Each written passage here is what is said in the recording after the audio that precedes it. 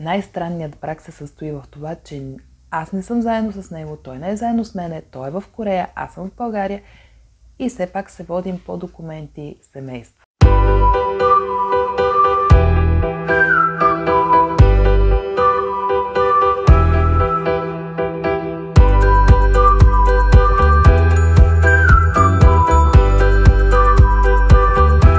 Здравейте и добре дошли в канала Гери и Сони.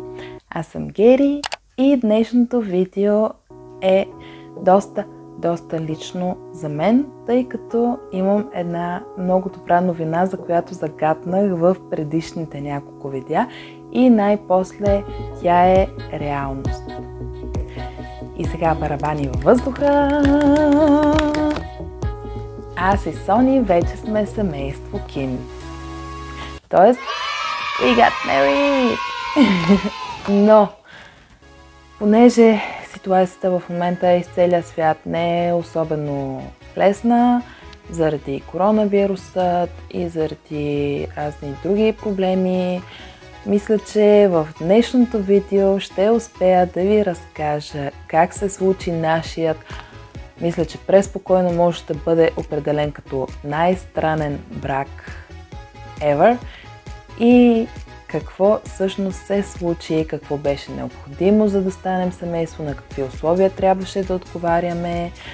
Ако ви е интересно да разберете нашата история, останете с мен. Нека започнем с това на какви условия трябваше да отговорим аз и той едновременно, за да можем хем да станем семейство, хем да получа виза за Корея, която все още е в процес на създаване и за нея все още не мога да ви кажа категорично мнение, но мога да ви кажа за нещата, които до момента сме свършили заедно и които никак не бяха лесни, отнеха доста време, отнеха доста усилия от наша страна, но хубавото е, че най-после мога да кажа, че приключихме поне с доста от етапите. Може би, аз както го наричам, остана последната отсечка и тя е именно получаването на брачна виза за Южна Корея или така наречената F6 виза. Да започнем историята от самото начало, а то беше поставено веднага след като той ми предложи. И това беше нашата среща с емиграционните служби в Корея, в офисът, който се намира в нашия град Чонджу. Отидохме на среща с един изключително възпитан господин, който работи там и му обяснихме нашата ситуация, при което той каза, че са ни необходими еди какви си неща, първо, второ, трето, но нека напомним, че това беше началото на годината, когато истерията с коронавирусът още не беше започнала.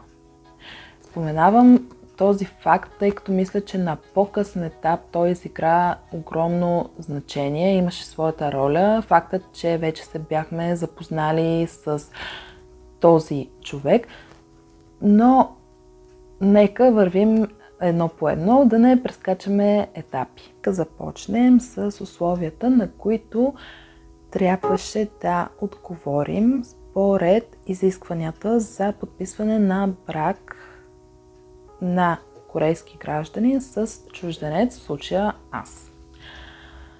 Първо беше необходимо да имаме доказателство, че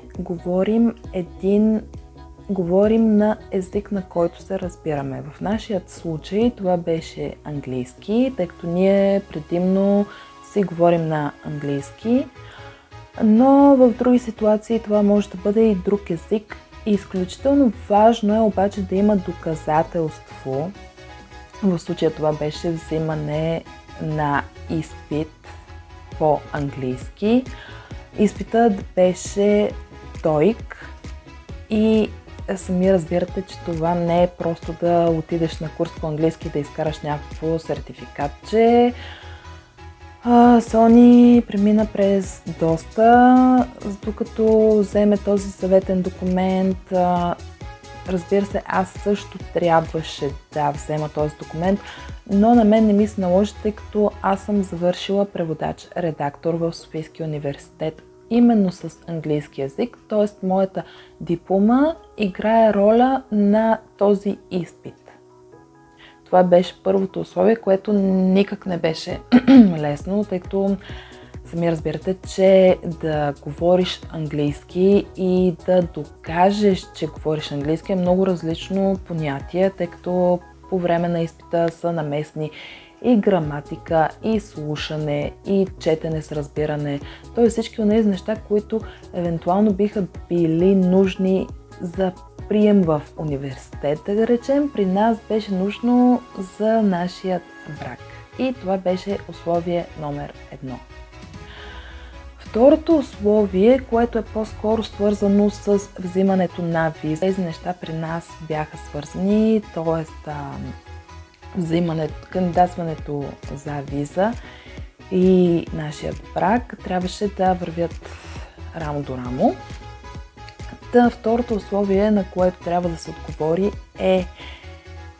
има едно ниво на доходи на съпругът, което ако не е покрито, той не може да се яви като спонсор на виза за своята съпруга, което е много важно.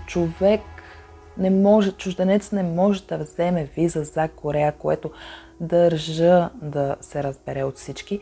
Не може да кандидатстваш за виза, ако не отговаряш на определени условия. Не случайно визите са над 20 вида, мисля, може и по-малко, може и повече, но горе-долу са там, тъй като имате работна виза, имате студентска виза, имате брачна виза, имате каква ли не виза, като всяка една виза е необходимо да отговаряте на определени условия. Тоест не да отидеш в посолство и да кажеш аз искам виза, никой няма да ви обърне внимание, тъй като са необходими 100 000 документа и 100 000 изисквания и така нататък. Така че едно от условията за получаване на брачна виза, за която е необходимо спонсорът, така се наричат поне на английски, не знам на български дали има еквивалент тази дума, но спонсорът в този случай е вашият съпруг, в случаят моят съпруг. И най-после мога да кажа моят съпруг. Така да неговите доходи са необходими да покриват определено ниво. Трето условие, защото не сме приключили все още, е в какъв дом живеем. Ако преценят, че домът, в който живеете, като параметри и така нататък, квадратни метри, каквото и да било там друго, ако също не отговаря на условията за двама или ако имат деца още по-сложно, защото става за 3, за 4 човека, ако те преценят, че не се отговаря на условията, също могат да ви създадат проблем. Тоест получаването на виза и встъпването в брак с корейски граждани никак не е лесно начинание и не е просто двама души се харесали, влюбили се и станали семейство. Определено не е така. Изисква изключително много нерви, изключително много време, изключително много усилия във всеки един смисъл на думата. И някак се чувство, че ние най-после успяхме да покрием всички тези изисквания. Мога да дишам спокойно, защото ни отне, кажи речи, половин година, без да преувеличавам. Някой от вас може и да зададат въпроса: добре, защо е необходимо да се отговаря на толкова много условия? И изводът, до който стигнах аз, беше, че по този начин се опитват да елиминират фалшивите бракове. Знаете, че както в Америка много чужденци ходят и представят брак с американски граждани само за да получат гражданство и така нататък, в Корея проблемът е същият. Много от по-бедните азиатски, пък и не само азиатски държави, жени сключват брак, било фиктивен или реален, с корейски гражданин, но тъй като през годините са ставали много проблеми именно с такива бракове.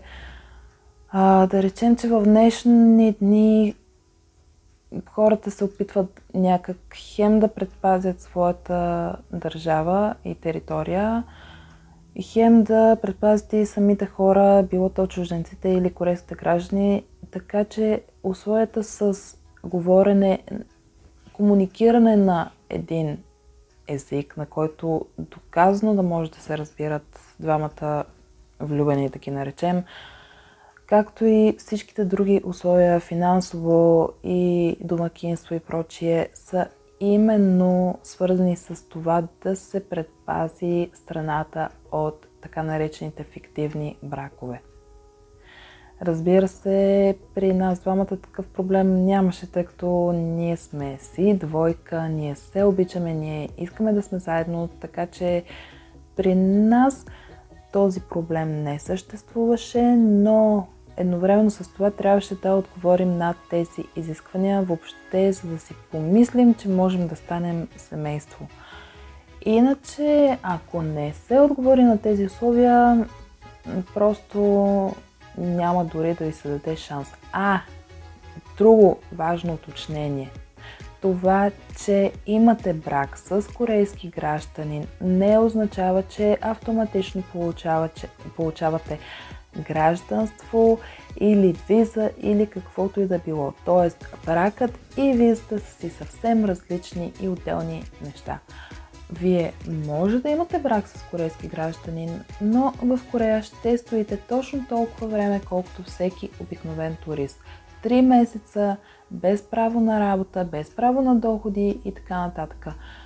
Ако имате желание да сте в страната, да работите, да получавате доходи, е необходимо да имате определен тип виза. Съответно, ако вие сте получили виза или гражданство преди да се запознаете с вашия съпруг, не е необходимо изобщо да кандидатствате за брачна виза, но това означава, че вие вече имате право да живеете и да работите в Корея, било по какъвто и да било начин, с която и да било виза. В нашия случай избрахме това решение, тъй като така или иначе искахме да бъдем семейство, така или иначе бяхме решили, че ще живеем в Корея поне на този етап, така че при мен лично най-лесният вариант с виза, който прави ни скоби, хич не е лесен, дори този вариант, беше да кандидатствам за брачна виза. Но наистина уточнението е много важно. Да имате брак с корейски граждани и да имате виза и право да стоите в Корея не е едно и също. Изключително две отделни, тотално отделни неща. И като имаме предвид, че това са общите условия, нека намесим и присъствието на този коронавирус, който обърка абсолютно всичко. Заради коронавирусът, корейските граждани не могат да стъпват на територията на България. Съответно, български граждани не могат да стъпват на територията на Южна Корея, освен ако не разполагат с виза, която, ако четете по въпроса в сайта на Министерство на външни работи България, ще останете със съвсем грешно впечатление, както бях и аз, че изобщо можеш да пишеш на посолството, да разбереш каква виза можеш да получиш и така нататък. Да, обаче не беше така. И в момента, в който аз писах на посолството, стана ясно, че граждани на България могат да стъпват на корейска територия само ако притежават два типа виза. Тоест дългосрочна виза, подразделение брачна виза и подразделение работна виза. Тоест, за да получиш работна виза, трябва да имаш договор с определена компания от Корея. Ако получиш брачна виза, означава, че вие вече имате брак. Да, обаче как се подписва брак, когато съпрузите не могат да са на една и съща територия? И това бяха въпроси, които изключително силно ме вълнуваха и на които аз определено нямах решение на въпроса, тъй като, както вече споменах, аз не мога да стъпя в територията на Южна Корея, той не може да дойде тук.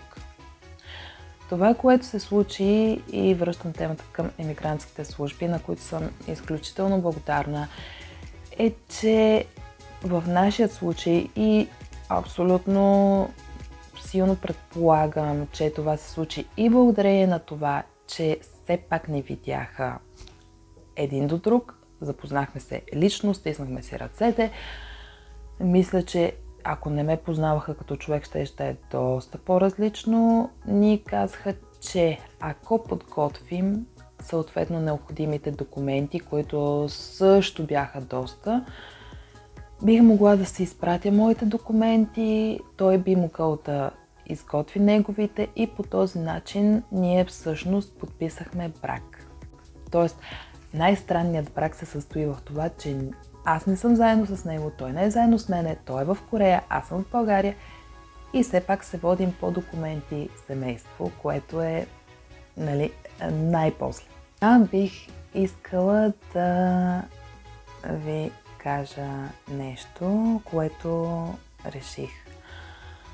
Първо искам да благодаря за подкрепата на всички досегашни абонати, благодаря за гледанията, колкото и да са те, благодаря на всички нови хора, които харесват видеята ми, но мисля, че по-разумно ще бъде да направя една кратка почивка, да се върна с видеята, когато се върна в Южна Корея и когато реално искам да ви покажа всичко това, за което само съм ви споменавала, тъй като да създавам видеа на тема Южна Корея в България се оказа доста по-трудно, отколкото си мислех.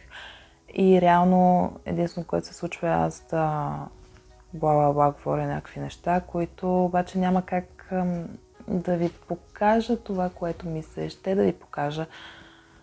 И мисля, че най-разумно ще бъде да се върна с видеята, надявам се до месец, когато най-после ще мога да ви покажа всички от тези прекрасни места и неща, които обичам в Южна Корея и когато ще мога да ви запозная най-после и с Сони, т.е. може да бъдем двамата. И мисля, че може да бъдат доста интересни и забавни видеята, но на този етап бих предпочела да си взема една кратка почивка, макар че обожавам да правя видеа и се оказа нещо, което наистина много ми харесва. Но да, наистина предпочитам да си направя една пауза, след което да се завърна с нови сили и с по-хубави видеа от това, което в момента ви предлагам, за да мога да си заслужа вашето внимание и вашата подкрепа, гледания и така нататък. Не иска да ви отегчавам с еднообразни видеа, не ми се иска да ви отегчавам само с моето говорене, така че мисля, че чакането ще си заслужава и ви благодаря за подкрепата.